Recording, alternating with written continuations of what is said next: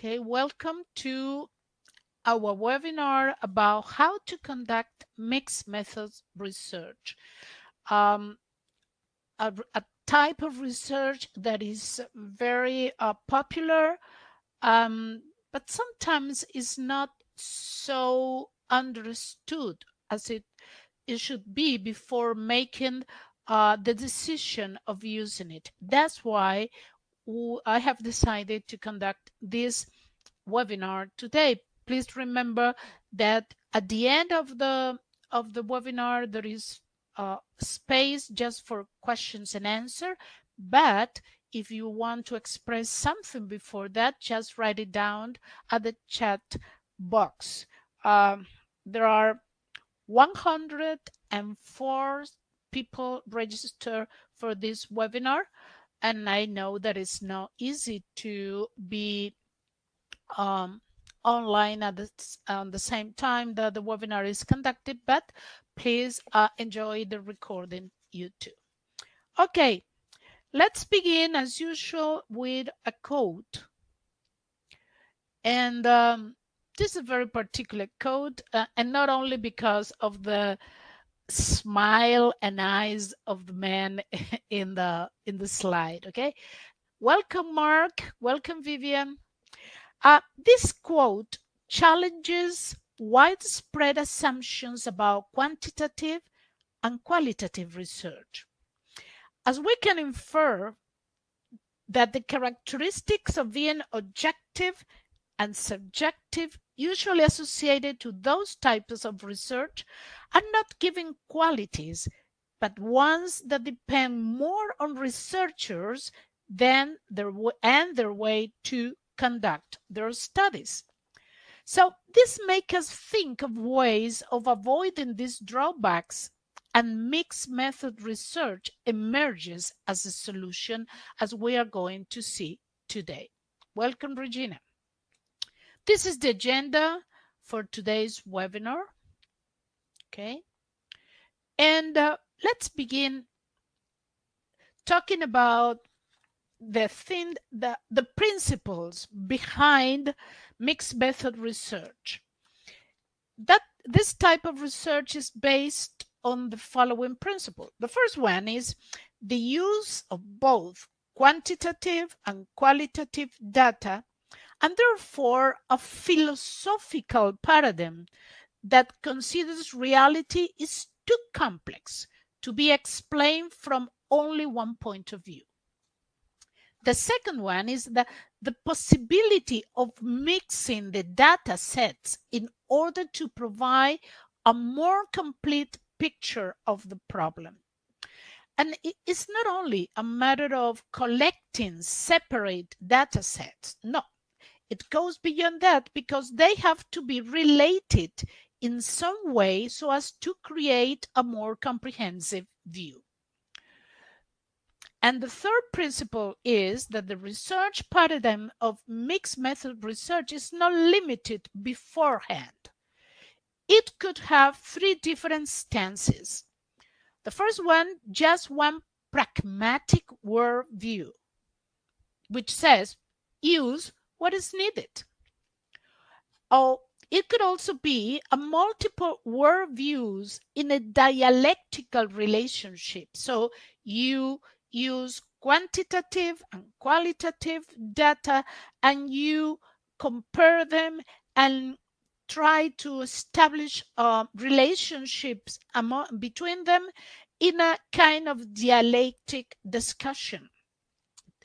And the last one is that the worldview varies depending on the specific design selected. So you choose a design and then you applied it in that way that it is expected to be. So the thing is that the selected stance that you choose, either just one pragmatic worldview or multiple worldview, or the one that varies, you have to, or you are expected to discuss it. In other words, you have to say, well, I'm using this specific research design because of a pragmatic reason. because it is good for this or for that. Or you can say, I'm using this mixed method research design because it let me provide a comparison and a dialectical discussion of all the elements involved. So, at first sight, we may think that putting together quantitative and qualitative research paradigms assure that we will have a better and more comprehensive result. However, is that true? Let's see. These are the reasons for supporting the idea that the application of a mixed method research design is a very good idea. First, instead of a restricted set of tools to gather and analyze data, the researcher is given permission to use whatever is needed to get a better understanding of the problem. So that's an advantage. Second, it is possible to address the quantitative research weaknesses, which are weak understanding of the context in which people interact and a lack of consideration of the participant voices. On the other hand, personal interpretation of researchers, possible biases, and poor generalization, which are weaknesses of qualitative research, can also be addressed. And finally, findings are derived from a wider and deeper set of data, and that makes them stronger. You say, Vivian, that there is no picture and the voice is not clear. Is any other person having the same issues? Please let me know before continuing. You have all things, Erica. Okay. So perhaps Vivian, let me answer to that. Okay. So Vivian, check your settings or re-enter the room. Sorry,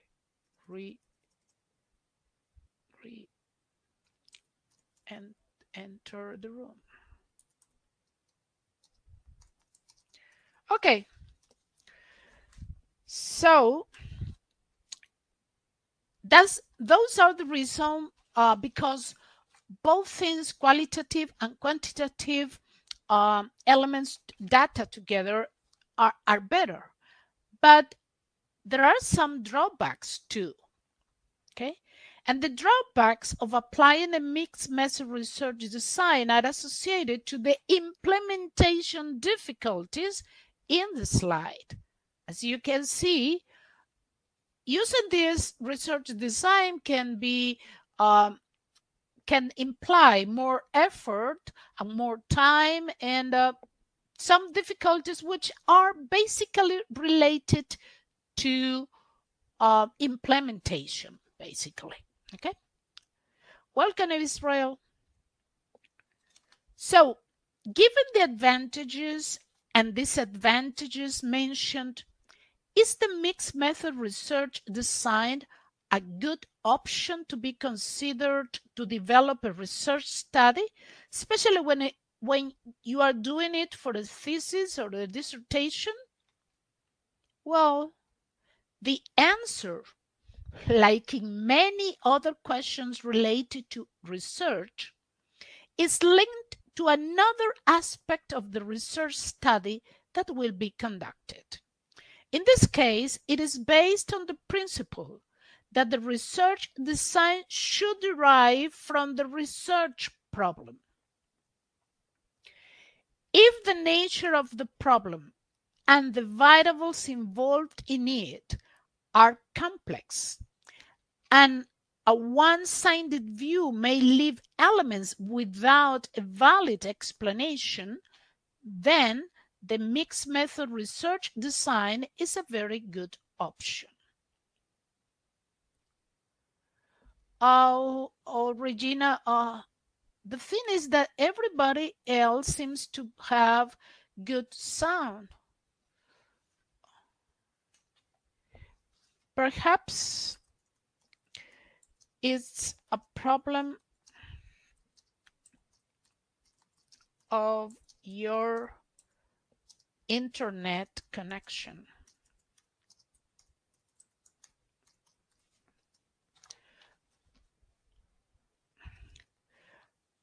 Okay, sorry, but we have to answer the problems of our of your peers, right? Too.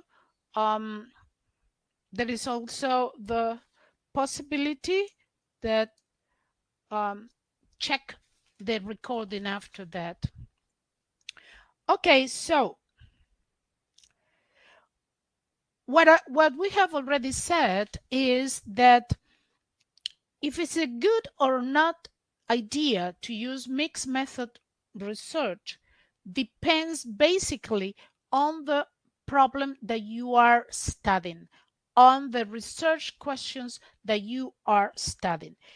If the nature of the problem and the variables involved in it are complex, and you cannot get, or you can leave elements, you may leave elements without any valid explanation, then that's a good, it could be a good idea to use a mixed method research. So it is necessary to say that all these designs follow the basic principle of mixed method research. Quantitative and qualitative data are used together to create a more comprehensive view of the phenomenon studied. So these are the major types of mixed method research design. And however, despite the fact that we know that we can use quantitative and qualitative data together in this kind of research design, sometimes it's not so easy to differentiate among the possible options.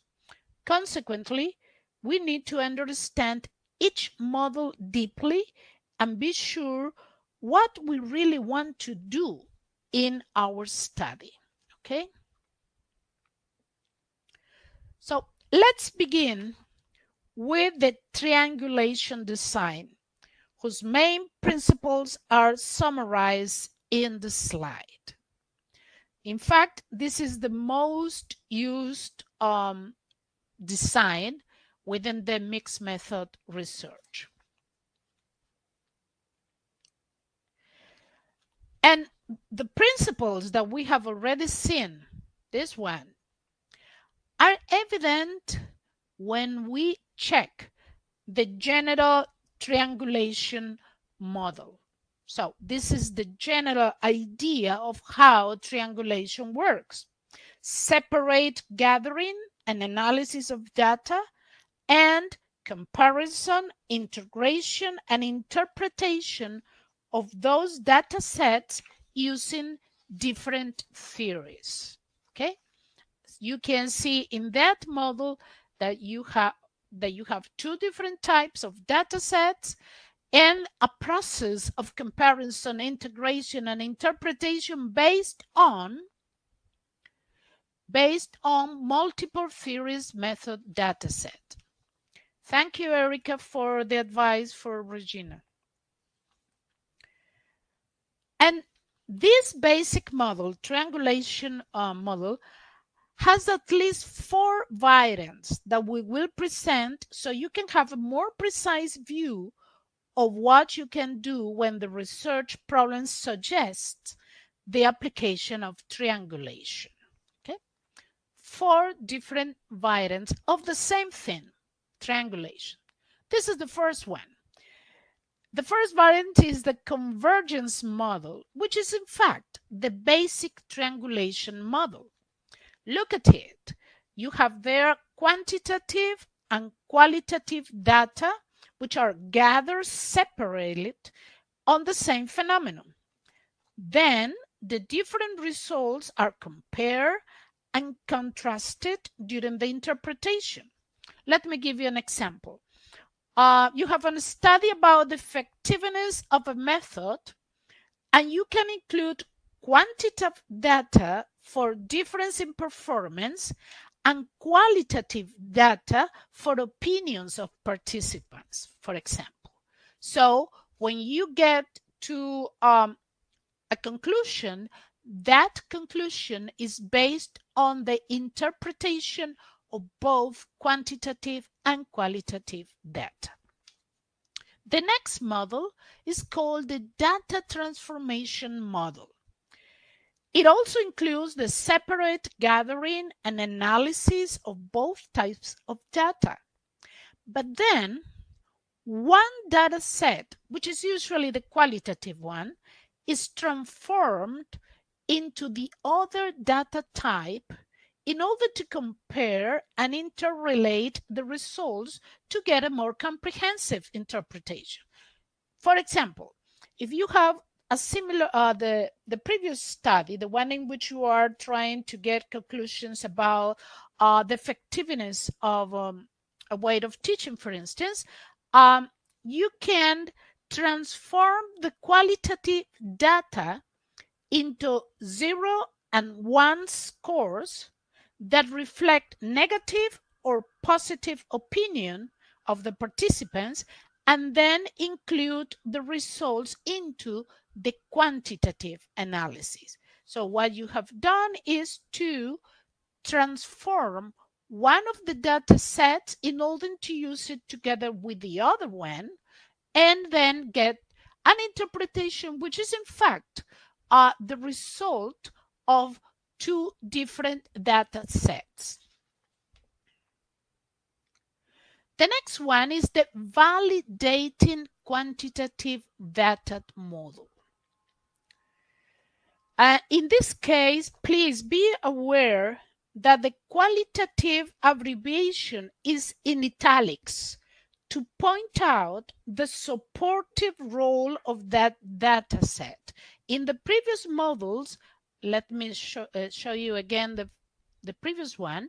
You see that all the abbreviations are in bold font because they have the same importance for the analysis.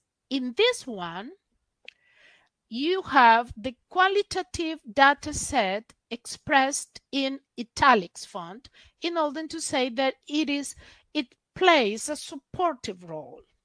So this model is very used when researchers included open-ended questions into a survey so as to validate quantitative results with narratives that expand them.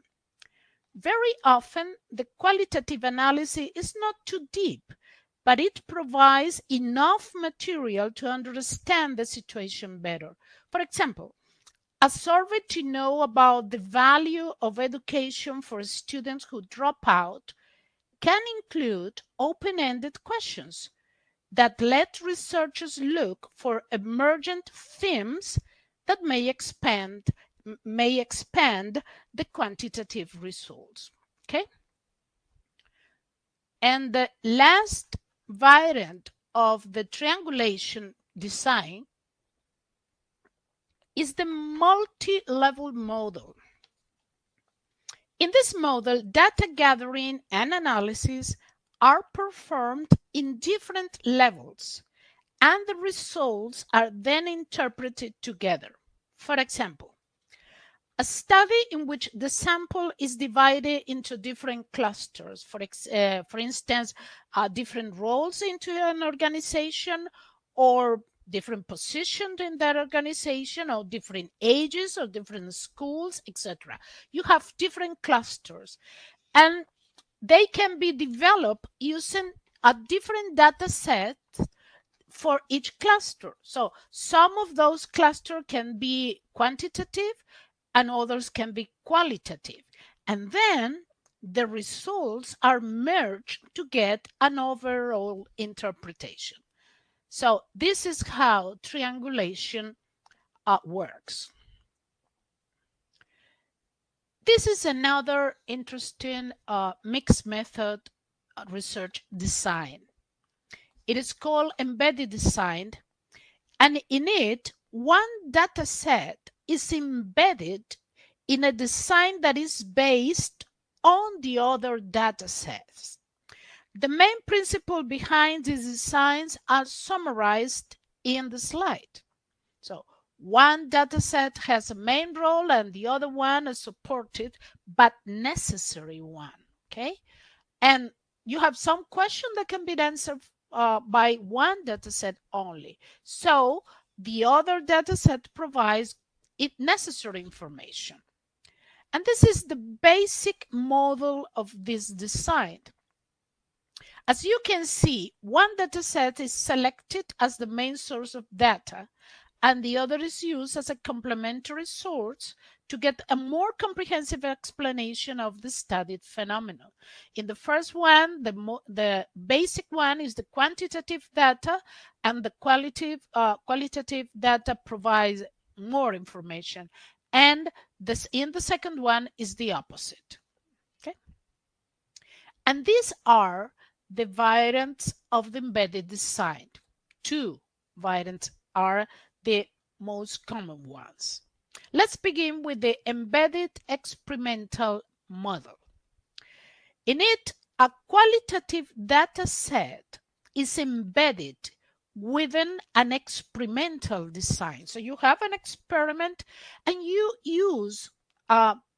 gather and analyze some qualitative data in order to have a better idea of what is happening.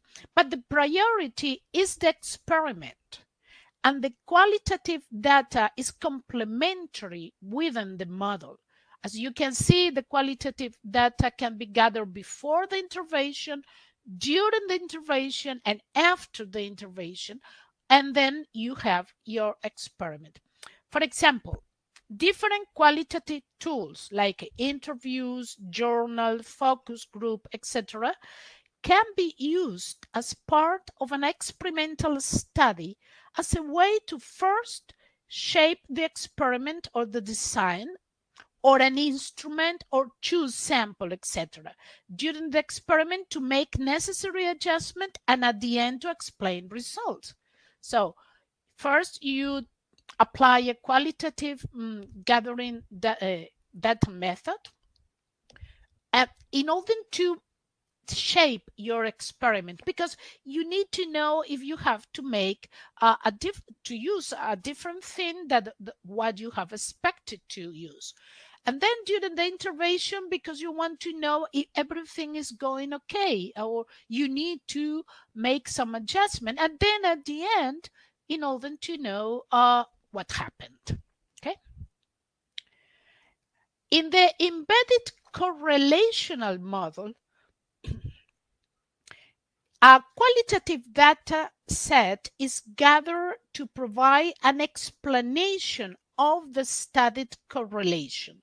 So you are looking for a correlation in your study, and qualitative provides extra information. For example, qualitative interviews can be included into a study that looks for relationships between variables as a tool to explain the relations found. So this is a very good way of using a mixed method research,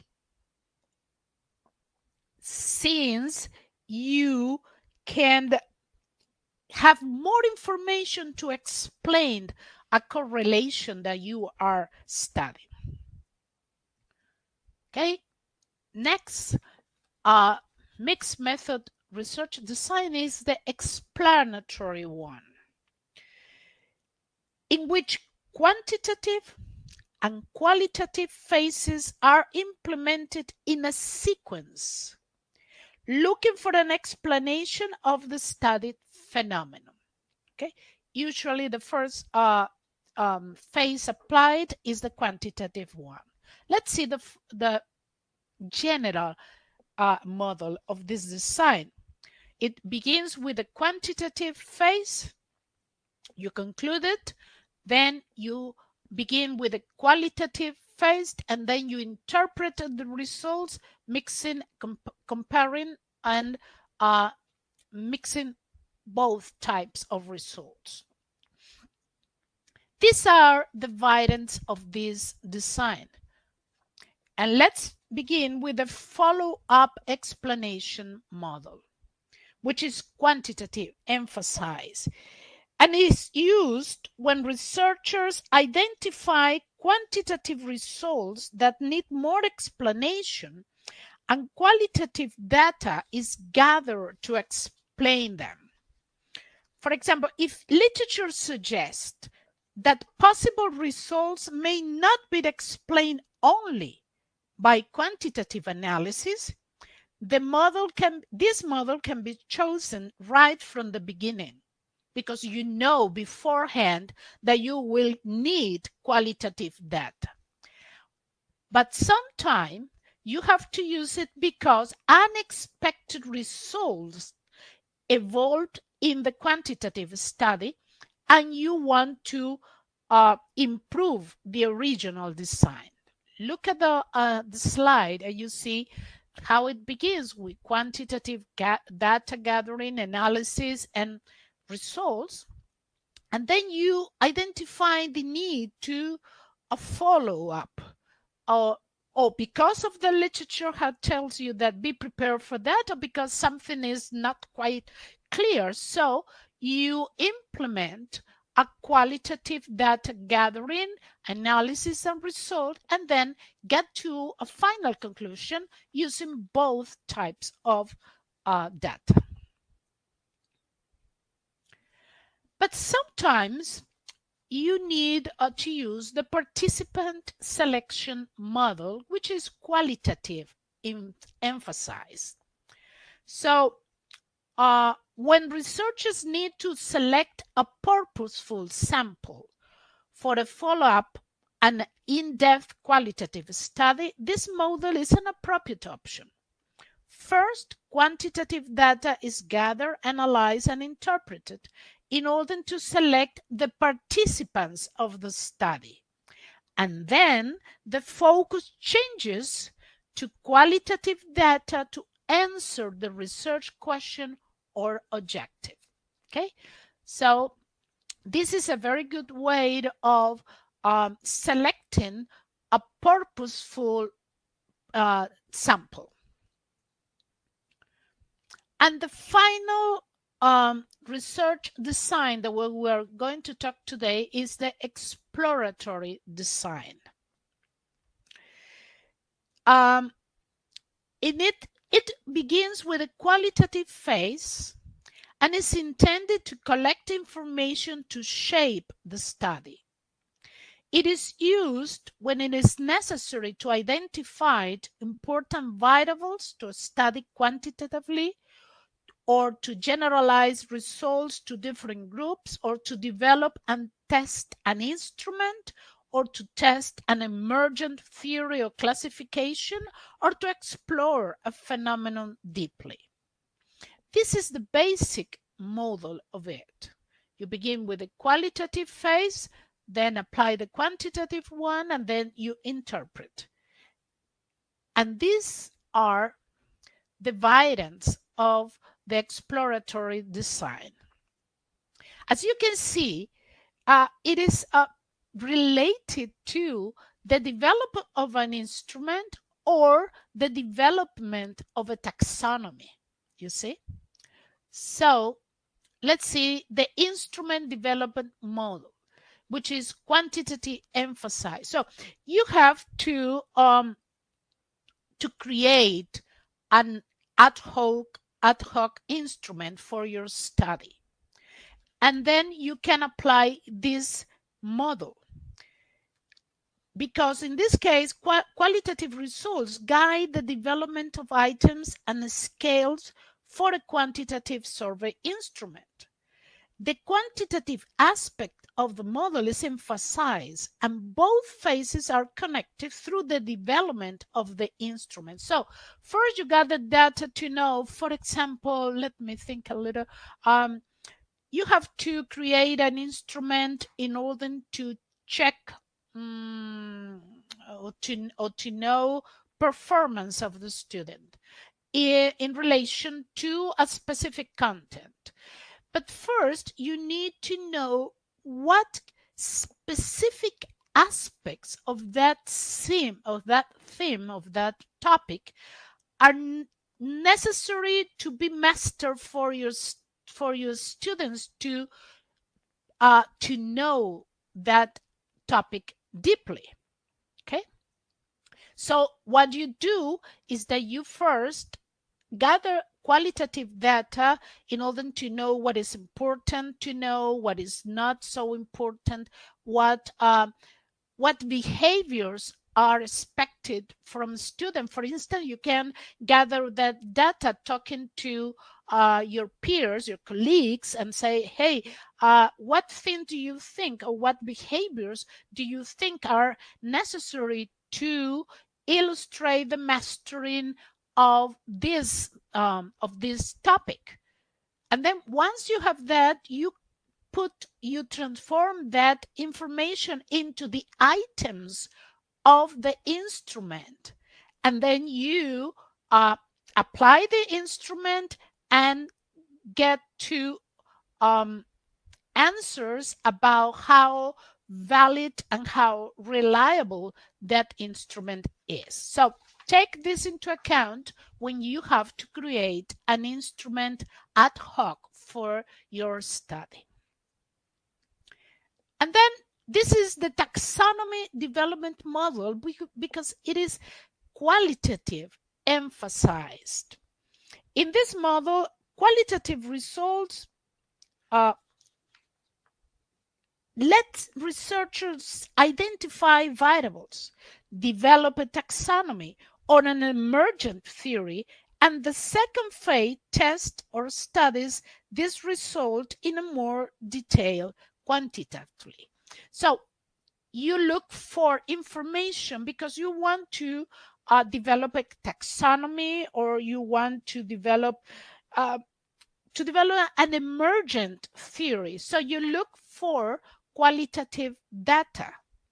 You study that qualitative data. You check, for instance, the emergent theories there. And then you develop your taxonomy, or you develop your theory, and you tested it quantitative. At the end, the interpretation is the mixture of both types of data sets. So you may ask, okay, that's beautiful. I have a lot of options to apply mixed method research designs, but how can I know what I have to use? Because there are many of them, and I'm not quite sure what I have to take into account to do that. When you need to choose the type of mixed method research design and model that is the most appropriate one for your research problem, you have to take into account these factors, the factors that are on the slide. The first one, the research problem. The design and a specific model should match the research problem. Why? Because you are trying to understand that problem, or trying to propose a solution to that problem. So your method to gather data to address that problem and to answer your research questions should match the nature of the problem. In other words, let's think a little. If you have to get an answer about what's the best dress for a lady, you need to use a valid way of measuring in order to get valid data. You are not going to measure this lady using an instrument that's used to measure uh, streets or or I don't know, trainways or that kind of things. So you need to use something that is valid. So it should let researchers collect valid information to answer the research question and therefore address the problem. So that's the first thing that you have to check. Is the mixed method research design appropriate to get valid answers to my research questions? Yes. Which model is the best one for do it? You have to take into account the research problem. Then it's important to look at the timing or the sequence. In what order data will be used in order to find answers? That's the point. Therefore, timing is more linked to when data will be analyzed and interpreted than collected. And it may seem strange. Yeah, because sometimes it's not so important when you collect the data, but when you have to analyze and interpret the data so you can continue with the next phase. Okay? Of course, you always have to take into account when collected, but sometimes it's more important to know, okay, I need to have all the results, in other words, all the data analyzed and interpreted before I do this. So let's look for the best model to do that. It is also important the emphasis that you want to apply. What's the relative importance or priority of quantitative and qualitative data in order to answer the research questions? Both phases could have the same importance, or one could be more important. So you can have the quantitative data as more important than the qualitative data, or the other way around. The emphasis is related to the research paradigm or methodology, the theoretical worldview. That's important. Is your philosophical paradigm a positive one?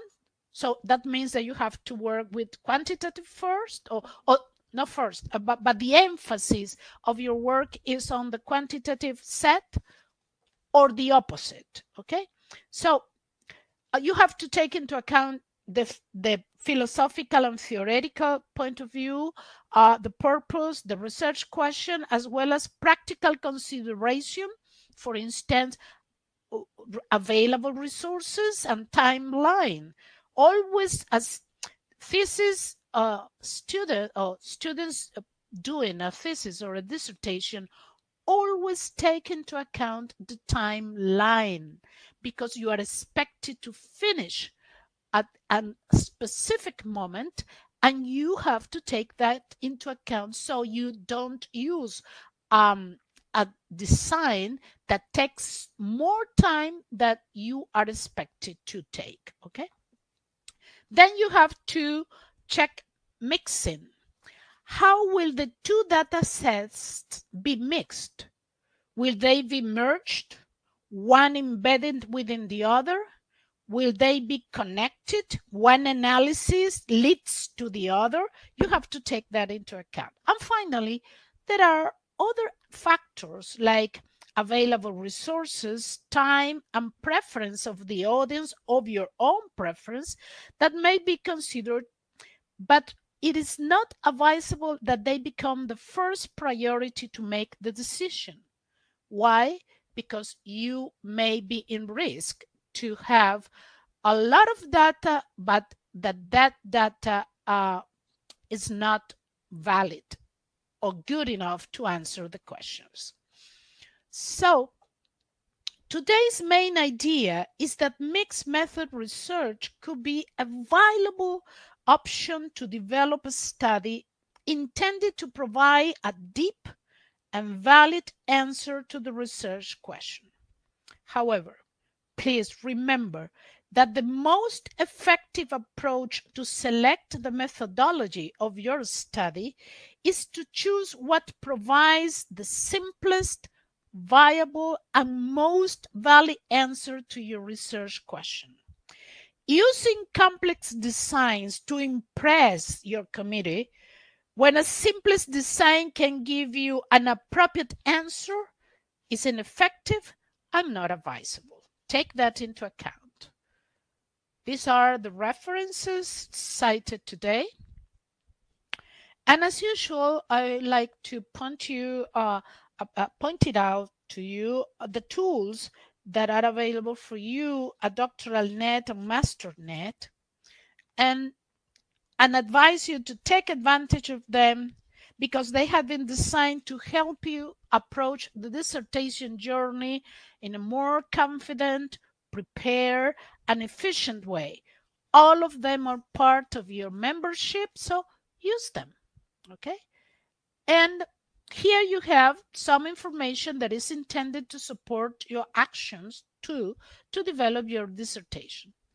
Both DoctoralNet and MasterNet have been designed to be used together with your university's resources to guide you through the bumps that the dissertation journey implies. Take advantage of our tools. They have been planned to help you achieve your learning and degree goals. And now, my dears, it's time to questions and answers. Today you have been very, very quiet, especially my friend Mark. Annalyn has been very quiet too. So let me know if you have questions, if you want to comment something. Please feel free to express your ideas.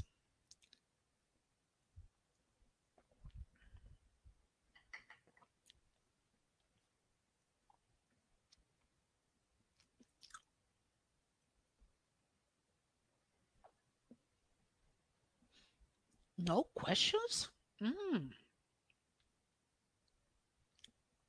That's very strange because this is a very complex theme. You are using only a qualitative study, Mark. Well, as I said, what is important is that the research design that you choose can give you an appropriate and valid answer to your research questions or to your research objective. I mean, it's not a matter of, this looks very nice, let me use it. No, you can use it providing that your research problem and your research questions or objective demand it or can be improved because of that research design.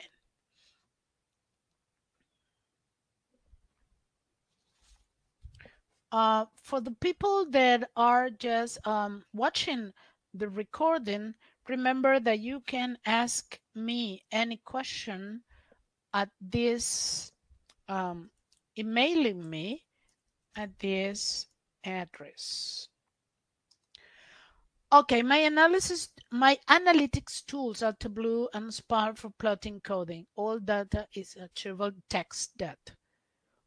Okay, but if you think, or if you have enough support to for choosing just the qualitative approach, is perfect. I mean, you just need to support your choices, and specifically the choice of your research design, as I said at the beginning of the webinar, depends on other elements of your dissertation, which are usually, or which should be, in other words, should be the research problem, the purpose, and the research question. Israel. Some schools are biased towards one method. Sure, you're right. Is it advisable to consider the opinion of your school committee, etc.? Let me be as as pragmatic as I could be.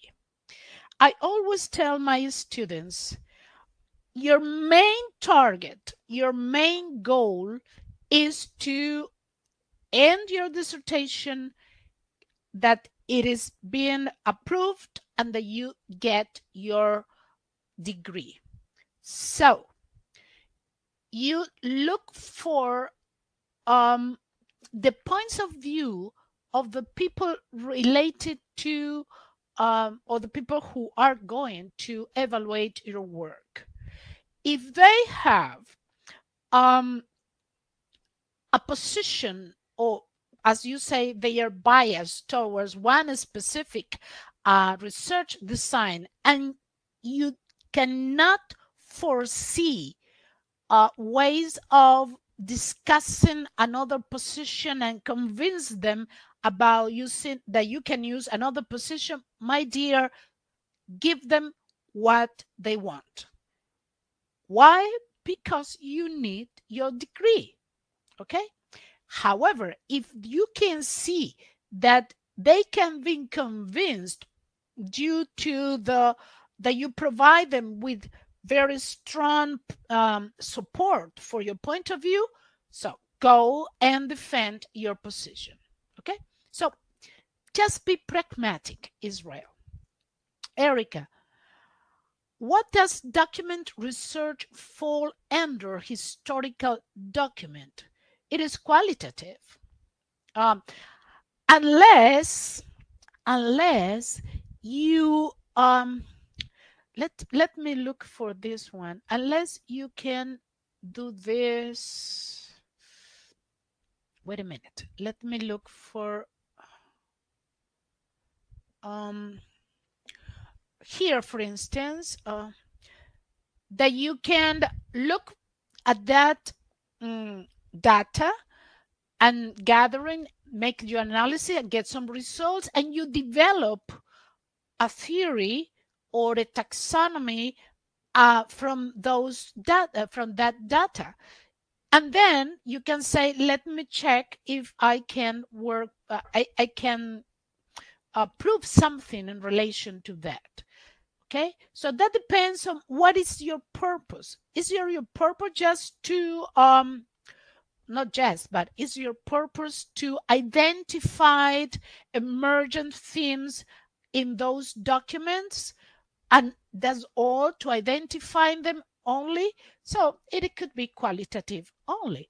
But if you intend, for instance, to create a taxonomy based on that, or make put together a complete theory in relation to those to that data, so it could use this model. Well, just Erica, think about what is your purpose in relation to that study. Is a purpose of identifying only, or is a purpose of doing something else with that data? Mark, some of the text data I can wet might be only 2 or 4 hours old. Yeah, that limits a lot of things, but it also limits you in the sense of the time to analyze and make conclusions about that data, but also enrich your work, because it is always changing and changing, and that would be great. And as you said, and you have pointed out before in these webinars, you are not doing a PhD, you are doing a DBA. So it has a very specific way of developing your work. Erica, I am measuring access to water at a 19th century mission station, so involves mapping water sources and looking at historical records to correlate access to water with hierarchical power structure. If you are talking about correlation, that's quantitative, my dear. Okay? Uh, unless that's not the word that you are intended, in fact, that is not to correlate, but to establish some relationships. But if you have to work with correlation, you will need perhaps a mixed method research. No, I can understand there's something like that. It's more establishing a relationship. Mm, you are not uh, uh, you are not transforming your data at any point into quantitative elements. Think about that. Oh, if you are doing that, it should be a mixed method research design, because it's not you are going to do things with that, and are going to use numbers with that, and perhaps I should have to see the whole study in order to give you a more precise answer. But at first sight, it seems to be that your work could be based on a mixed method research design. Okay, Mark, you are working with predictive analysis to a specific situation. No two situations are manipulatable. Yeah, you have a very different study, Mark, and we know that. My pleasure, Erica. Do you have any other question? How's Mana? It's nice to see you again. Adrian is getting in and out because she has to talk to the nurse. Okay. Annalyn, good, Mona. Your studies make method, you use maps and quantitative and explain it qualitative. My qualitative data provide information to inform and validate my quantitative data. So you can check the models that we have presented today and see what if any one of them could be useful for you in order to support your conclusions in a better way. Okay. You think that is convergent parallel meets, so is the triangulation research designed? Okay. Okay, good. That's good. And now let me finish or stop the recording, and then please, people who are watching the recorder, remember that you can ask me questions at maria@doctoralnet.com. Okay. Thank you for coming, or thank you for watching. We continue. Okay.